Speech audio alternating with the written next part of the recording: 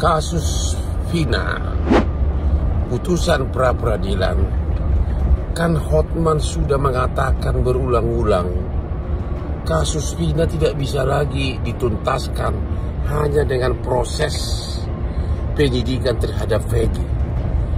Apakah bebas atau tidak bebas Peggy, kasus Vina tidak akan bisa terungkap, menjadi tontonan, menjadi bahan tertawaan masyarakat sekarang ini.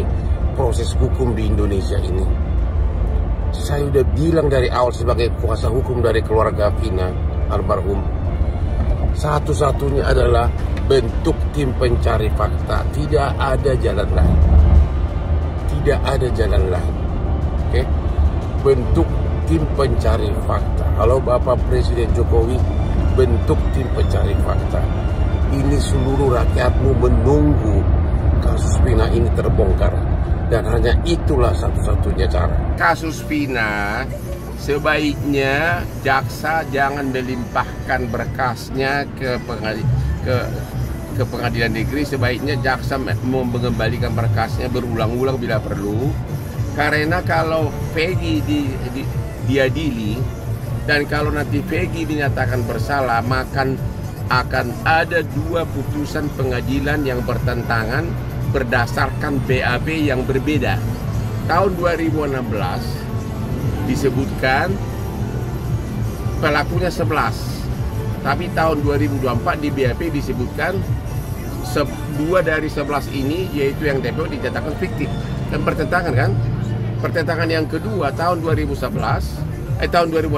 disebutkan bahwa Peggy ini adalah pelaku kata para saksi, tapi di BAP 2024 5 dari pelaku menyatakan bahwa Peggy bukan pelaku. Di tahun 2016 disebutkan tidak ada pelaku yang fiktif, tapi sekarang ada fiktif.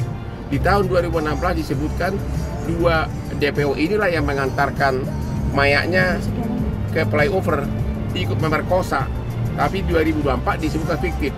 Jadi kalau kasus Peggy diadili akan menimbulkan semakin buram, semakin pertentangan kasus. Jadi mendingan kejaksaan meminta agar tahun kasus 2016 disidik ulang, diperiksa, bahkan kami minta agar dibentuk tim pencari fakta untuk mencari sebenarnya apa kejadiannya. Bawa Peggy pengadilan bukan membuat persoalan menjadi jelas, malah akan menimbulkan putusan pengadilan yang saling bertentangan nanti, menimbulkan ketidakpuasan di masyarakat. Kemunculan Peggy Cianjur, Bang Hotman, gimana tanggapannya kemunculan Peggy Cianjur yang klarifikasi itu, Bang? Saya tidak mau komentar apapun, saya hanya berdasarkan BAP. BAP menyatakan 5 terpidana mengatakan bukan Peggy pelakunya, hanya 1 yang mengatakan. Maka sebaiknya kejaksaan memerintahkan agar semua terpidana di BAP ulang oleh penyidik, tapi harus didampingi oleh tim pengacara dan juga LPSK agar para terpidana ini tidak merasa diintimidasi, agar yakin diri, ya. Jadi saya nggak begitu yakin isi BAP yang dibuat tahun 2024 karena bertentangan dengan BAP tahun 2016. Tanya aja beliau, siapa yang nggak kecewa? Kecewalah, ya. Ini kasus tidak bisa lagi dibongkar kalau hanya dengan jalur KUHAP, kalau hanya dengan jalur persidangan Peggy, tidak akan terbongkar. Satu-satunya harus dibentuk tim pencari fakta dari universitas kalau memang mau ditemukan pelaku sebenarnya. Membawa kasus Peggy buru-buru ke persidangan itu hanya taktik agar kasus ini seolah-olah sudah selesai, padahal masyarakat semakin bingung karena nanti akan ada 2 putusan pengadilan yang saling bertentangan. Baru ditunda, belum ada putusan, jadi tunggu aja dulu, ya. Tapi Polda Jabar siap nggak menurut Abang? Saya nggak tahu, tanya Polda Jabar dong, ya. Katanya sekali lagi, membawa kasus Peggy ke persidangan tidak membuat kasus Peggy menjadi terang benderang, malah menjadi semakin semraut. Karena kalau kasus Peggy dibawa ke persidangan, berarti akan ada 2 berkas BAP yang saling bertentangan, yaitu BAP tahun 2016 dan BAP tahun 2024. 2 BAP yang bertentangan, bakal ada 2 putusan pengadilan bertentangan, maka kasus ini akan semakin kacau beliau, kacau balau, ya.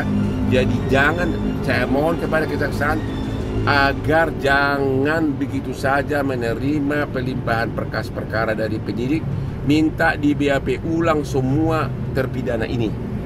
Minta diperiksa ulang saksi-saksi yang meragukan. Misalnya ada saksi mengatakan di malam-malam bisa melihat 100 meter, ya, itu tidak masuk di akal, ya. Jadi mentargetkan Peggy agar segera divonis adalah strategi yang kurang tepat. Itu menciderai penegakan hukum. Bang, tadi kan Abang bilang 5 dari 7 terdakwa mengakui tidak mengenal Peggy yang tertangkap sekarang. 5 dari terpidana di dalam BAP 2024 menyatakan bukan Peggy pelakunya. Ya, anggap 1 mengatakan Peggy pelakunya. Jadi 5 lawan 1. Bang, anggap Bang kalau memang benar salah tangkap. Menurut Abang sebagai kuasa hukum atau pakar hukum melihatnya apa sih Bang yang terjadi kepada masyarakat? Justru karena tidak tahu saya apa yang terjadi, makanya harus dibentuk tim pencari fakta. Kalau misalnya benar salah tangkap, akankah masyarakat tidak percaya dengan kepolisian, Bang? Sekarang ini sudah rakyat sangat kecewa, hanya itu jawaban saya, ya. Sangat kecewa. Makanya sangat diharapkan Pak Jokowi, walaupun ini menyangkut rakyat miskin, menyangkut para buruh bangunan, apa salahnya sih Pak Jokowi berani membentuk tim pencari fakta dari para profesor hukum pidana dari universitas. Kasus Vina tidak bisa lagi dibongkar. Misteri sebenarnya hanya dengan jalur pemeriksaan melalui KUHAP atau Pro Justisia, karena sepertinya yang difokuskan hanya Peggy. Kalau Peggy dinyatakan bersalah, maka BAP-nya bertentangan dengan BAP tahun 2016.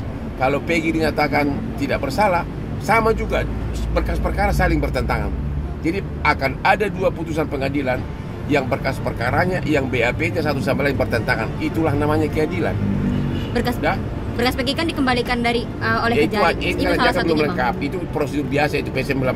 Bang, bagaimana tanggapannya Rudiana muncul ke publik main badminton pada HUT Bayangkara? Saya dari awal sudah mempertanyakan kelakuan dari Rudiana karena saya menghubungi dia tidak mau jawab. Tahu-tahu sekitar 2 minggu lalu ada oknum mengaku dia minta agar kami sebagai kuasa hukum dari Rudiana, tapi sepertinya seolah ada syaratnya bahwa Peggy lah pelakunya dan kami tidak mau. Ya, anehnya Propam sudah memeriksa, katanya tidak ada pelanggaran kode etik. Kalau tidak ada pelanggaran kode etik, kenapa BAP 2016 bertentangan dengan BAP 2024? Pengakuan dari para terpidana yang Anda sudah pada saat diperiksa diperlakukan yang tidak manusiawi, itu harusnya diperiksa oleh Propam.